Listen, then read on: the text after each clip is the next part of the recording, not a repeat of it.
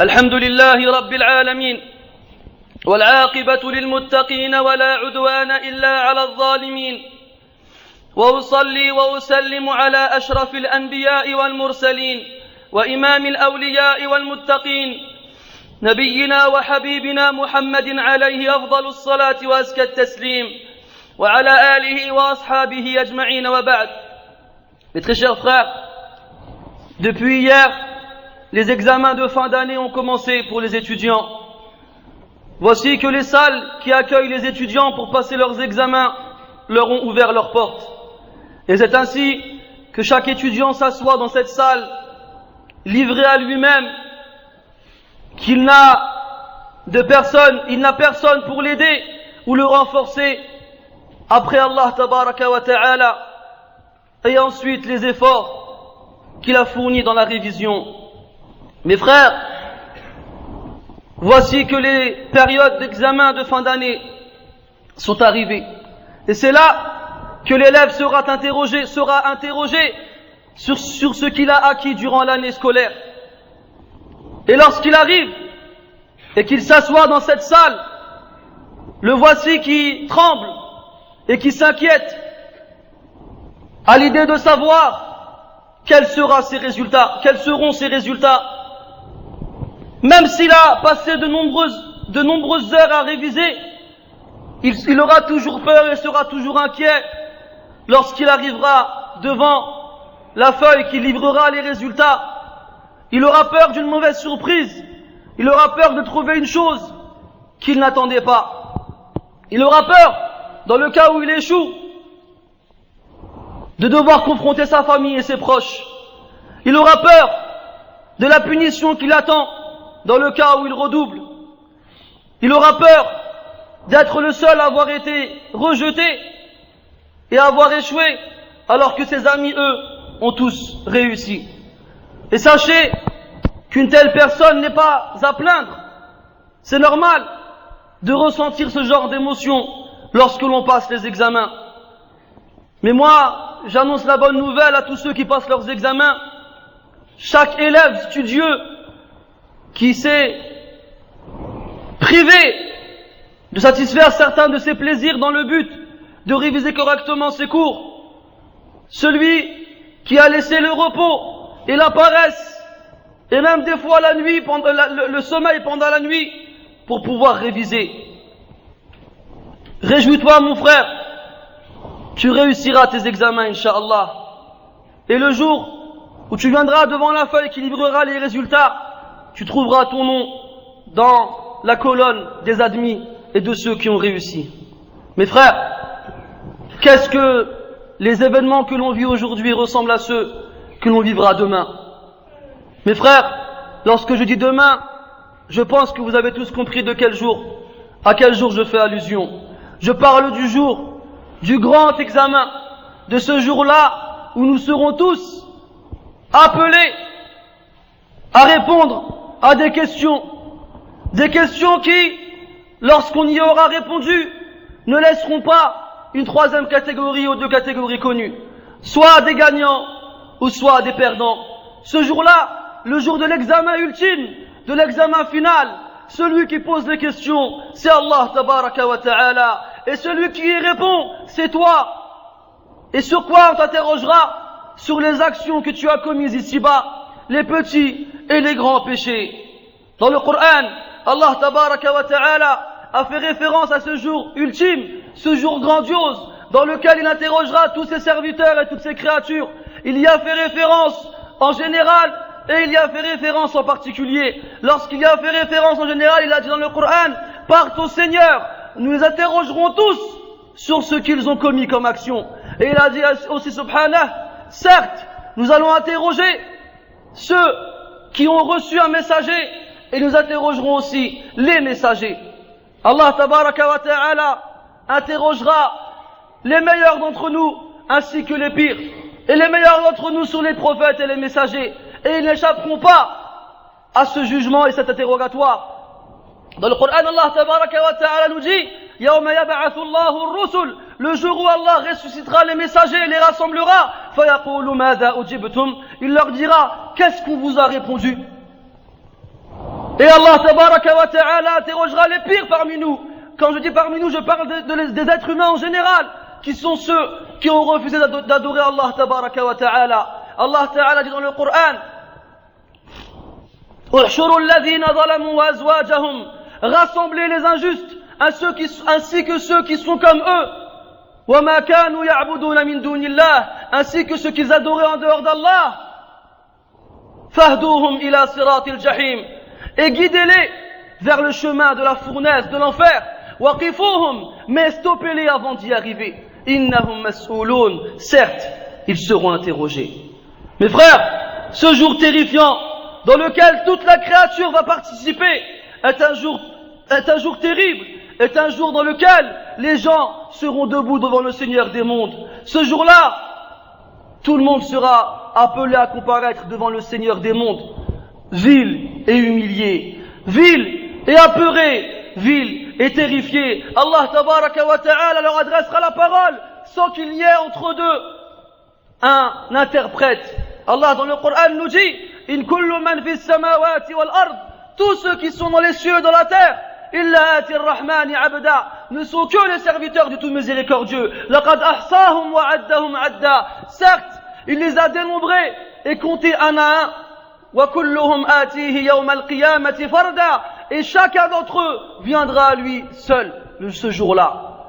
Et le prophète nous dit sallallahu alayhi wa sallam qu'il n'y a pas une personne parmi nous sans qu'Allah tabaraka wa ta'ala ne lui parle directement, sans qu'il n'y ait entre eux d'interprète. Il regardera à sa droite, il ne verra que les actions qu'il a commises. Il regardera à sa gauche, et il ne verra que les actions qu'il a commises. Et il regardera face à lui, et il ne verra que l'enfer qui brûle devant ses yeux. Craignez alors l'enfer, ne serait-ce qu'avec la moitié d'une date. Allah tabaraka wa ta'ala ce jour-là nous interrogera sur toutes choses, qu'elles soient grandes ou petites, qu'elles soient visibles ou insignifiantes.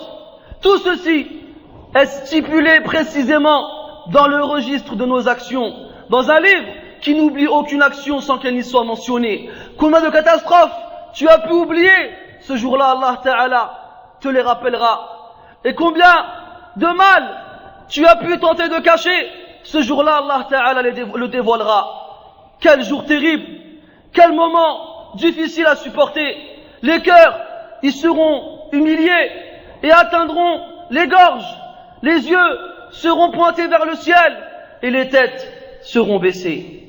Mes frères, souvenez-vous, pendant que vos fils ou bien vos frères passent leurs examens dans les salles spacieuses et larges, souvenez-vous le jour du jugement. Rappelez-vous le jour du jugement, ce jour long et fatidique qui durera 50 000 ans, un jour dans lequel les êtres humains resteront debout et dans lequel ils sueront, tellement ils auront peur de ce jour-là, tellement ils auront de l'appréhension quant à ce qui viendra par la suite.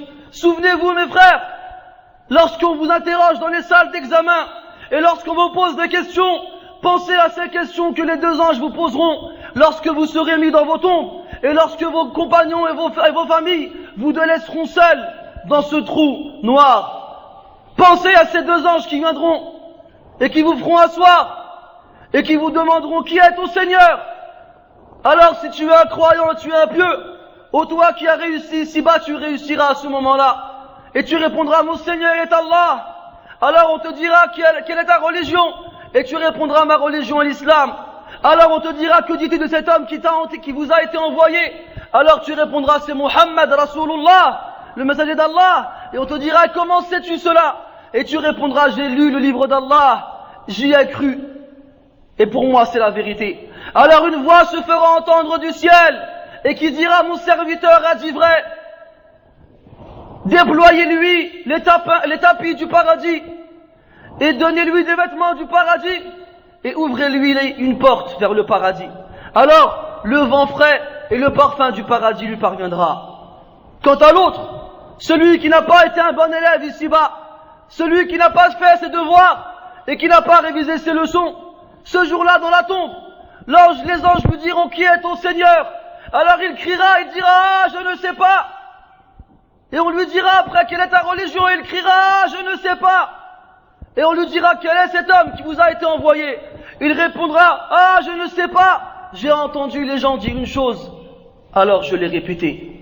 Et une voix se fera entendre du ciel qui dira, il a menti, ouvrez-lui une porte de l'enfer et habillez-le avec des vêtements de l'enfer. Alors le vent torride et chaud de l'enfer lui parviendra, ainsi que son odeur nauséabonde.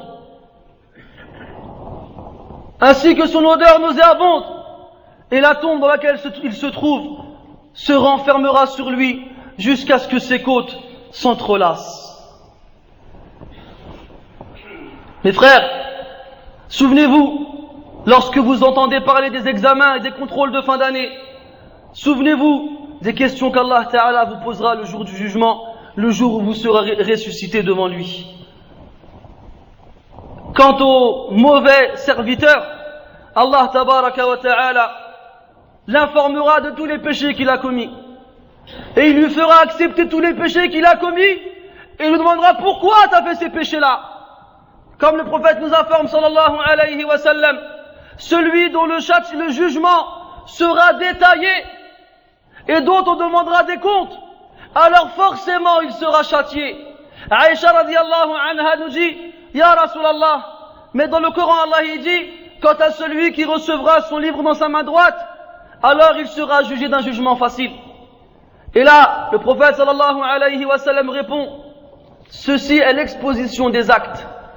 Et on ne sera pas interrogé dessus. On nous dira, tu as fait telle chose et telle chose, sans qu'Allah te demande pourquoi tu l'as fait.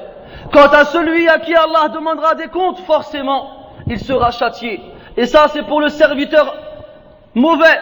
Quant au serviteur pieux et bon, Allah tabaraka wa ta'ala le rapprochera de lui jusqu'à ce qu'il le cache des yeux et des oreilles des autres personnes qui seront présentes ici-bas à ce moment-là. Alors Allah ta'ala lui fera part des péchés qu'il a commis ici-bas et lui demandera de les reconnaître. Et le croyant dira, je les reconnais, ô mon Seigneur, je les reconnais. Et Allah il continuera, tu as fait telle chose, tu as fait telle chose, tu as fait telle chose.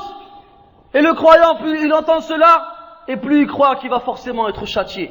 Alors Allah tabaraka wa ta'ala lui dit, comme je te les ai cachés ici-bas, je te les ai cachés dans ce bas monde, je te les cache aujourd'hui, et je te les pardonne. Et je te les pardonne. Mes frères, souvenez-vous du jour du jugement, alors que vous entendez parler des élèves qui vont à l'école passer leurs examens, et chaque élève, lorsqu'il s'assoit à sa table et qui prépare ses affaires, dans sa tête, il n'y a qu'une pensée qui tourne. Sur quelles seront les questions qui vont m'être posées? Tous ceux qui ont été à l'école ou qui y sont encore, on se soucie avant de passer l'examen, car ils ont révisé le cours et vu tous les éléments, mais ils ne savent pas exactement sur quelles questions ils seront interrogés. Car s'ils savaient sur quelles questions ils allaient être interrogés, ils n'auraient pas tout révisé, et ils auraient insisté sur la question en elle-même. Chaque élève, il a ça en tête. Jusqu'au moment où on lui pose la feuille sur la table, et le premier réflexe qu'il a, c'est de lire toutes les questions, pour voir s'il connaît les réponses. Et toi, tu sais que le jour du jugement, tu seras interrogé aussi. Est-ce que tu t'es déjà posé la question, quelle question va me poser? Sur quoi on va m'interroger? Eh bien sache, au cas où tu ne te serais pas posé la question, que le prophète sallallahu alayhi wa sallam a répondu à ta place. Le prophète nous dit alayhi salatu wassalam, les pieds d'une personne ne s'installeront définitivement dans leur endroit, dans leur refuge, le paradis ou l'enfer, que lorsqu'il sera interrogé sur 4 choses. Sur sa vie, comment l'a-t-il passé? Et sur sa science, est-ce qu'il l'a mise en pratique? Et sur son argent, d'où il l'a eu et comment il l'a dépensé? Et sur son corps, comment est-ce qu'il l'a éprouvé? Mes frères, lorsque les examens y finissent, il y a une certaine période dans laquelle l'étudiant est inquiet et angoissé. Il attend le jour des résultats. Et le jour des résultats, on donne les résultats. Celui qui a réussi, on lui donne le diplôme et on le félicite et on se réjouit avec lui.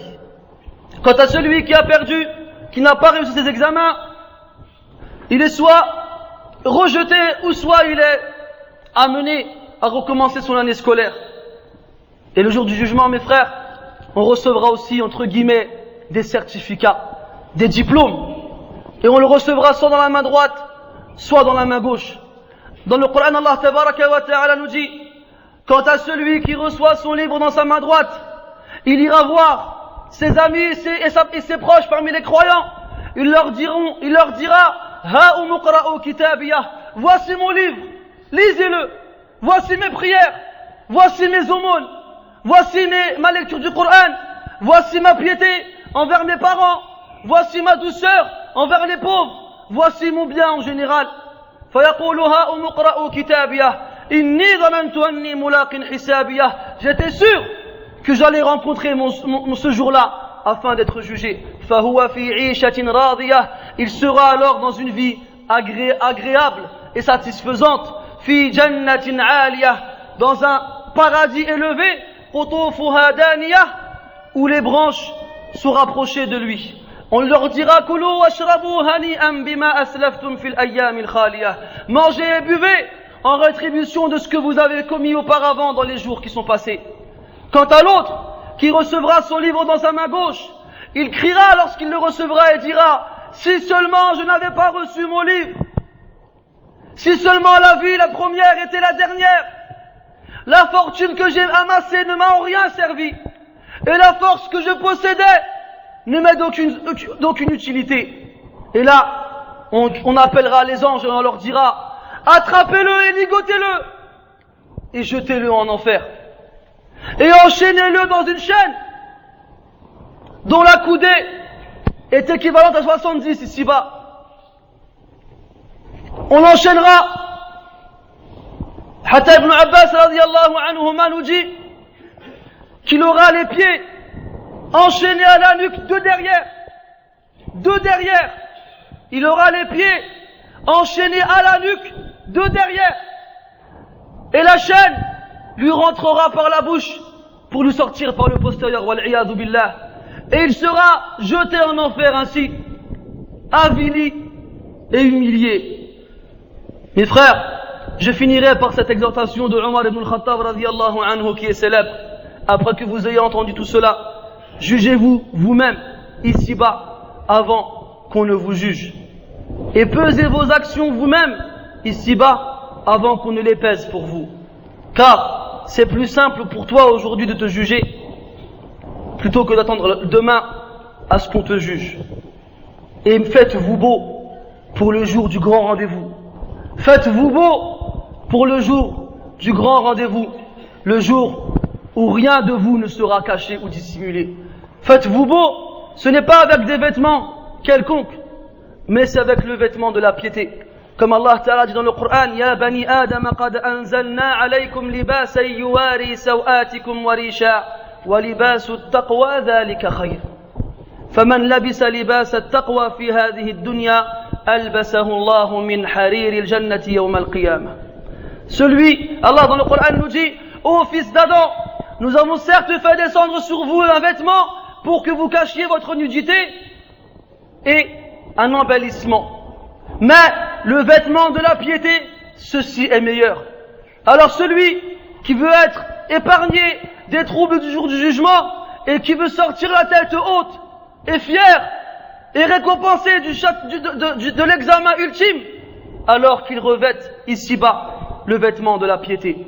Nas'alullah tabaraka wa ta'ala بأسمائه الحسنى وصفاته العلى أن يجعلنا من الفائزين المفلحين في الدنيا والآخرة. اللهم اجعلنا من الفائزين المفلحين في الدنيا والآخرة. اللهم آتنا في الدنيا حسنة وفي الآخرة حسنة وقنا عذاب النار. اللهم حاسبنا حسابا يسيرا. اللهم حاسبنا حسابا يسيرا. اللهم آتنا كتبنا بأيماننا يا أرحم الراحمين. اللهم ارحمنا يوم القيامة والنشور وأدخلنا الجنة يا رحيم يا غفور. اللهم ارحمنا وارحم آباءنا وأمهاتنا. اللهم ارحمهما كما ربونا صغارا. اللهم اغفر لهما وارحمهما، اللهم اعف عنهما وعافيهما، اللهم أعل منزلتهما، اللهم ارفع درجاتهما يا أرحم الراحمين. اللهم من كان من عبادك هؤلاء مريضا،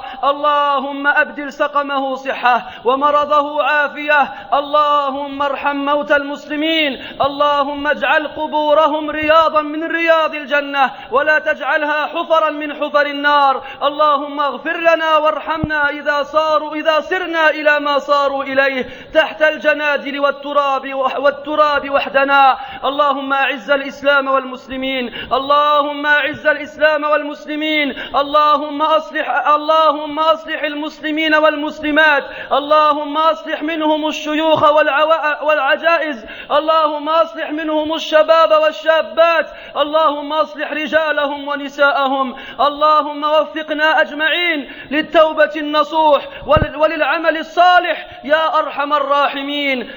سبحانك اللهم وبحمدك، أشهد أن لا إله إلا أنت، نستغفرك ونتوب إليك، وصلى الله وسلم وبارك على محمد وعلى آله وأصحابه أجمعين.